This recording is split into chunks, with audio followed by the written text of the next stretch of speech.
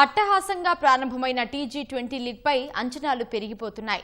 నిన్న జరిగిన రెండవ మ్యాచ్లో మెదక్ ఫాల్కన్స్ వరంగల్ వారియర్స్ తలపడగా మైదానంలో పరుగుల వరద పారింది. ఉత్కంఠ భరిత మ్యాచ్లో మెదక్ ఫాల్కన్స్ అనూహ్య విజయాన్ని సాధించింది. కెప్టెన్ తిలక్ వర్మ ఒంటి చేత్తో మ్యాచ్ను గెలిపించాడు. టాస్ గెలిచి తొలుత బ్యాటింగ్కు దిగిన వరంగల్ వారియర్స్ జట్టులో కెప్టెన్ అమన్ రావు వీర విహారం చేశాడు. 13 సిక్సర్లు 12 ఫోర్లతో 142 పరుగులు చేసి అవుట్ అయ్యాడు.